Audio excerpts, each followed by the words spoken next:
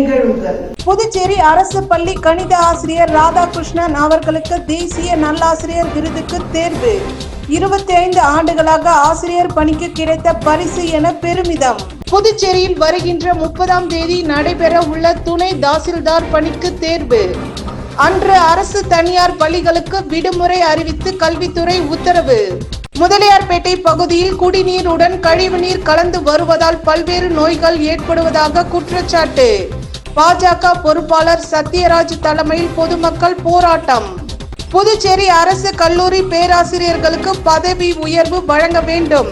பேராசிரியர்கள் அரசு மகளிர் கல்லூரி முன்பு போராட்டம். இனி விரிவான நிகழ்வுகள். கணிதத்தில் கலக்கியதால் புதுச்சேரி அரசு பள்ளி ஆசிரியர் ராதாகிருஷ்ணன் தேசிய நல்லாசிரியர் விருதுக்கு தேர்வு செய்யப்பட்டுள்ளார். புதுச்சேரியில் கணிதத்தில் கலக்கியதால் புதுச்சேரி கதிர்காமம் தில்லையாடி வள்ளியம்மை அரசு உயர்நிலை பள்ளியில் பட்டதாரி ஆசிரியராக பணியாற்றி வரும் ரெட்ஸ் என்ற ராதாகிருஷ்ணன் தேசிய நல்லாசிரியர் விருதுக்கான தேர்வு செய்யப்பட்டு மத்திய அரசால் அறிவிக்கப்பட்டுள்ளார். விருது கிடைத்தது குறித்து அவர் கூறுகையில், 25 ஆண்டுகளாக ஆசிரியராக பணியாற்றி வருகிறேன். தேசிய நல்லாசிரியர் விருது கிடைத்துள்ளது சந்தோஷமாக உள்ளது. கடவுளுக்கு நன்றி, கல்வித்துறை அதிகாரிகளுக்கு நன்றி. இந்த விருது கிடைக்க சமுதாயம், பணியாற்றிய பள்ளி, மாணவர்களுக்கு ஆற்றிய பணிதான் முக்கிய காரணம். சமூக பங்களிப்பு மூலம் 2655 மரக்கன்றுகள் புதுச்சேரியில் நட்டுள்ளேன். 1655 விதைப்பந்துகள் நட்டுள்ளேன். 10 ஆண்டுகளாக இரத்த தான முகாம் நடத்தி வருகிறேன். 2 புத்தகங்கள் எழுதியுள்ளேன். மாணவர்களின் எண்கணித பாடத்தில் 100% தேர்ச்சியை பெற்று வருகின்றனர். கற்றலில் புதுமை முறையை கடைபிடித்து பாடங்களை நடத்துகிறேன். கணித பாடத்தில் கதையோ நாடகமோ புதிர் போட்டு மாணவர்களுக்கு கற்று தருகிறேன். விருது கிடைத்துள்ளது மிக சந்தோஷமாக உள்ளது. இந்த விருது என் பணியை மேலும் ஊக்கப்படுத்துவதாக உள்ளது என தெரிவித்தார். மத்திய கல்வி அமைச்சகத்தின் பள்ளி கல்வித்துறை சார்பில் நாடு முழுவதும் பணிபுரியும் சிறந்த ஆசிரியர்களுக்கு தேசிய நல்லாசிரியர் விருது வழங்கப்படுகிறது. கடந்த 2 ஆண்டுகளாக தேசிய நல்லாசிரியர் விருதுக்கு விண்ணப்பித்து புதுச்சேரியில் கிடைக்காமல் இருந்தது. இந்த நிலையில் 2025ஆம் ஆண்டு தேசிய நல்லாசிரியர் விருது பெறுவோரின் பட்டியலில் வெளியிடப்பட்டது. அது எனக்கு கிடைத்த பெரும் மகிழ்ச்சியாக கருதுகிறேன். டெல்லியில் வரும் 5ஆம் தேதி நடைபெறும் விழாவில் ரூபாய் 50,000 ரொக்கத்துடன் சில்வர் மெடல் சான்றிதழ் இவருக்கு தரப்பட உள்ளது. புதுச்சேரியில் துணை தாசில்தார் பணிக்கு தேர்வு வருகிற 30ஆம் தேதி நடைபெற உள்ள நிலையில் அன்று அரசு தனியார் பள்ளிகளுக்கு விடுமுறை அறிவித்து கல்வித்துறை உத்தரவிட்டுள்ளது. புதுச்சேரியில் துணை தாசில்தார் பணிக்கு போட்டித் தேர்வு வரும் 31ஆம் தேதி அரசு தனியார் பள்ளிகளில் நடக்கிறது. இதனையொட்டி வரும் 30ஆம் தேதி அரசு தனியார் பள்ளிகளுக்கு விடுமுறை அளிக்கப்படுகிறது. இந்த விடுமுறை நவம்பர் 29ஆம் தேதி வேலை நாளாக ஈடு செய்யப்படும். 1ஆம் வகுப்பு முதல் +2 வரை மாணவர்களுக்கு 30ஆம் தேதி சனிக்கிழமை நடக்க இருந்த 2ஆம் பருவ தேர்வு ஒரு நாள் முன்பாக 29ஆம் தேதி மதியம் நடத்தப்படும் என கல்வித்துறை உத்தரவு அளித்துள்ளது. முதலியார்பேட்டை பகுதியில் குடிநீருடன் கழிவுநீர் கலந்து வருவதால் பல்வேறு நோய்கள் ஏற்படுவதாகவும் இது குறித்து பலமுறை புகார் கூறியும் நடவடிக்கை எடுக்காததால் கழிவுநீர் கலந்த குடிநீருடன் முன்னாள் நகரமன்ற உறுப்பினரும் பாஜக பொறுப்பாளருமான சத்யராஜ் தலைமையில் பொதுமக்கள் போராட்டத்தில் ஈடுபட்டனர். புதுச்சேரி முதலியார்பேட்டை தொகுதிக்கு உட்பட்ட சுதானா நகர், நயினார் மண்டபம், முருங்கம்பாக்கம், வேல்ராம்பட்டு போன்ற பகுதிகளில் பொதுப்பணித்துறை மூலம் வீடுகளுக்கு குடிநீர் விநியோகிக்கப்பட்டு வருகிறது. இந்த நிலையில் கடந்த 2 ஆண்டுகளாக இந்த குடிநீர் கழிவு நீர் கலந்து பழுப்பு நிறத்தில் குடிநீராக விநியோகிக்கப்பட்டு வருகிறது. இது குறித்து அப்பகுதி மக்கள் தொகுதி சட்டமன்ற உறுப்பினர் மற்றும் அதிகாரிகளை சந்தித்து புகார் அளித்து எந்தவித நடவடிக்கையும் எடுக்கப்படவில்லை. இந்நிலையில் இதனை கண்டித்து அப்பகுதி மக்கள் 50க்கும் மேற்பட்டோர் முன்னாள் நகரமன்ற உறுப்பினரும் பாஜக பொறுப்பாளருமான சத்யராஜ் தலைமையில் கையில் கழிவுநீர் கலந்த குடிநீருடன் பொதுப்பணித்துறை தலைமைக்கு வந்து தலைமை பொறியாளர் வீரா செல்வத்தை முற்றுகையிட்டனர். மேலும் தாங்கள் கையில் எடுத்து வந்த குடிநீரை காட்டி இதை எப்படி நாங்கள் குடிப்பது, இதனை குடித்து பலர் நோய்களால் பாதிக்கப்பட்டு மருத்துவமனையில் சிகிச்சை பெற்று வருவதாக கூறி வாக்குவாதம் செய்தனர். இதனையடுத்து உடனடியாக இது குறித்து நடவடிக்கை எடுப்பதாக தலைமை பொறியாளர் உறுதி அளித்ததை தொடர்ந்து பொதுமக்கள் அங்கிருந்து கலைந்து சென்றனர். புதுச்சேரியில் அரசு பள்ளி மாணவர்கள் 50 கிலோ காகிதத்தில் உருவாக்கிய விநாயகர் சிலை, கையில் நீண்ட பிரஷ் மற்றும் வரையும் பலகையுடன் விநாயகர் காட்சி அளிக்கிறார். நாடு முழுவதும் விநாயகர் சதுர்த்தி விழா நாளை கொண்டாடப்படுகிறது. புதுச்சேரி காராமணி குப்பத்தில் உள்ள ஜீவானந்தம் அரசு மேல்நிலைப் பள்ளி ஓவியத்துறை மாணவர்கள் கடந்த ஆண்டு காகிதத்தால் விநாயகரை உருவாக்கினார்கள்.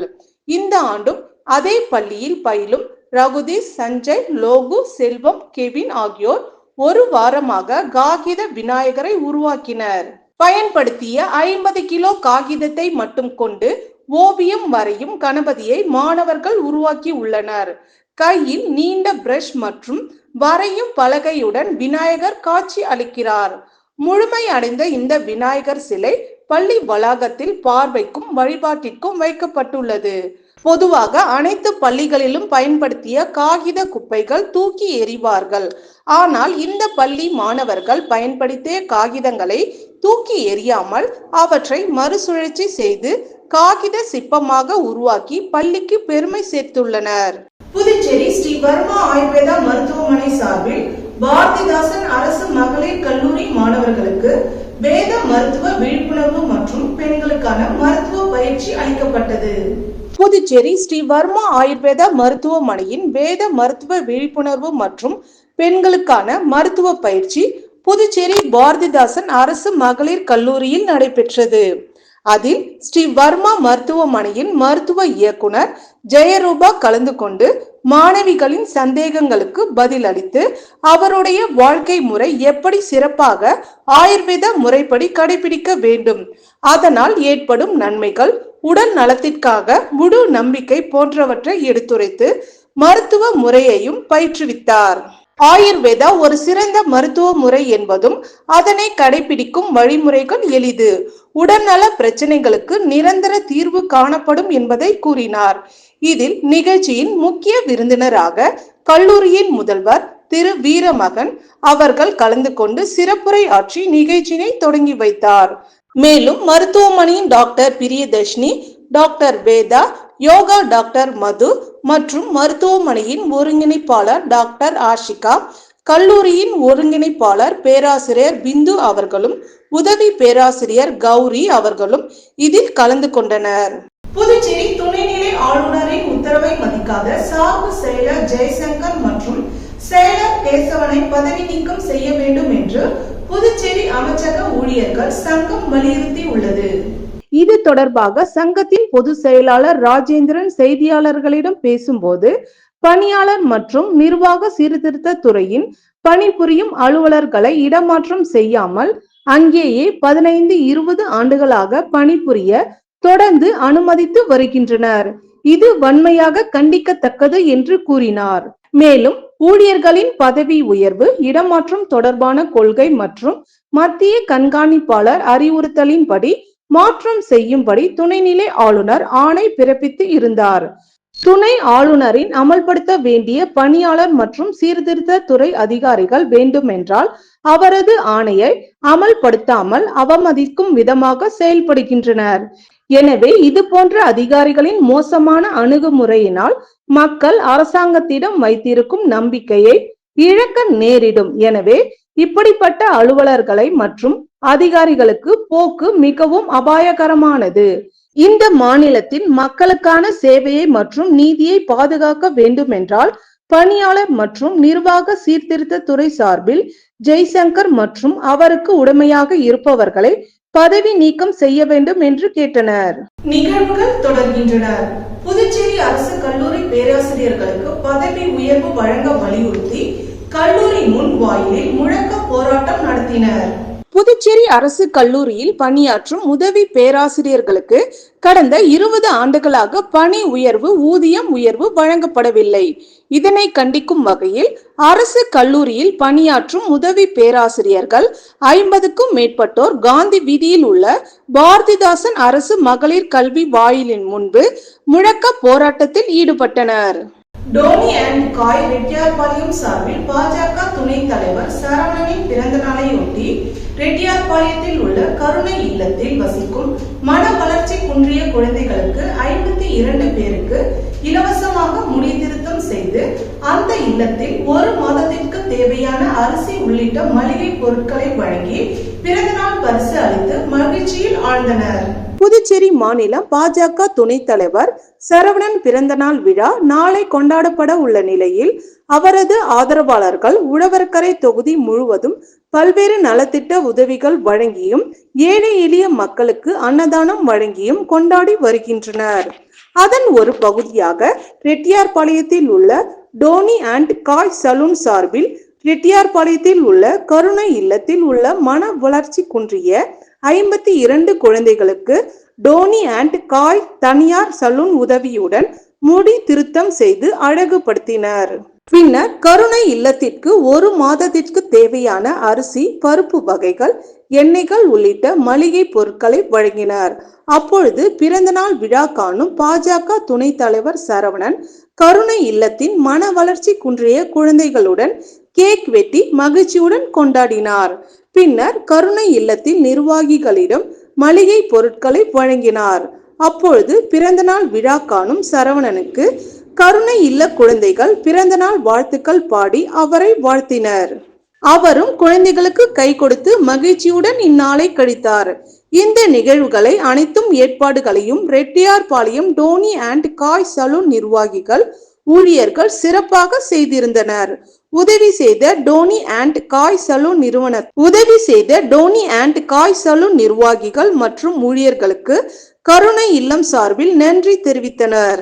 பாண்டிச்சேரி லெஜெண்ட்ஸ் லயன்ஸ் கிளப் சார்பில் இந்த ஆண்டிற்கான 2025-2026 தலைவராக லைன் PM பாஸ்கர் மற்றும் புதிய நிர்வாகிகள் பதவி ஏற்றுக்கொண்டனர். புதுச்சேரி மரப்பாலம் தேங்காய் திட்டு ரங்கநாயகி மகால் மண்டபத்தில் பாண்டிச்சேரி லெஜெண்ட்ஸ் லயன்ஸ் கிளப் புதிய தலைவர் மற்றும் நிர்வாகிகள் பதவியேற்பு விழா நடைபெற்றது. இந்த நிகழ்ச்சியில் முன்னாள் ஆளுநர் மற்றும் மாவட்ட நிர்வாகிகள், மண்டல நிர்வாகிகள், அனைத்து தலைவர், செயலாளர், பொருளாளர் ஆகியோர் கலந்து கொண்டனர். இதில் புதிய தலைவராக புதுச்சேரி உப்பளம் தொகுதி லைன் PM பாஸ்கர் தலைவராக தேர்வு செய்யப்பட்டு பதவி ஏற்றுக்கொண்டார்.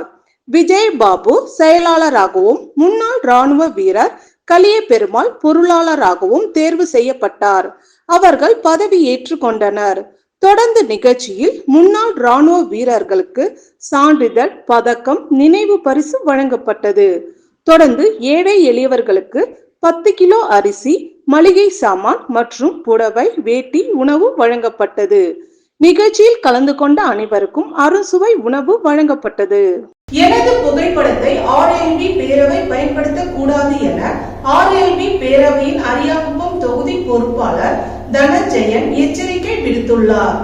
இது குறித்து RLB பேரவையின் அரியாங்குப்பம் தொகுதி பொறுப்பாளரும் முன்னாள் வார்டு உறுப்பினருமான தனஞ்செழியன் வெளியிட்டுள்ள அறிக்கையில் கூறியிருப்பதாவது: புதுச்சேரி RLB பேரவையின் நிறுவன தலைவர் RL வெங்கட்ராமன் அவர்கள் கடந்த ஆண்டு தனஞ்செழியன் ஆகிய என்னை பேரவையில் அரியாங்குப்பம் தொகுதி பொறுப்பாளராக நியமனம் செய்து அறிவித்தார். அன்று முதல் பேரவையின் சார்பில் எந்த ஒரு மக்கள் பணியும் செய்யாமல் தனது புகைப்படத்தை போஸ்டரில் வெளியிட்டு விளம்பரம் செய்வதையே தலையாய மக்கள் பணியாக செய்து கொண்டிருந்தார். இந்த விளம்பர நடவடிக்கை எனக்கு பிடிக்கவில்லை என பல முறை எடுத்து கூறியும் மாற்றம் இல்லை. ஆதலால் மேற்படி பேரவையில் பொறுப்பில் இருந்து அடிப்படை உறுப்பினரிலும் இருந்து இன்று முதல் விலகிக் கொள்கிறேன். இன்று முதல் எனது புகைப்படத்தையோ பெயரையோ RLB பேரவையில் நிறுவன தலைவர் பயன்படுத்தக் கூடாது என்பதை தெரிவித்துக் கொள்கிறேன். இதற்கான கடிதத்தை RLB பேரவையில் அனுப்பி வைத்துள்ளேன் என்று அந்த அறிக்கையில் தெரிவித்துள்ளார். இத்துடன் நிகழ்வுகள் நிறைவடைந்தன. வணக்கம்.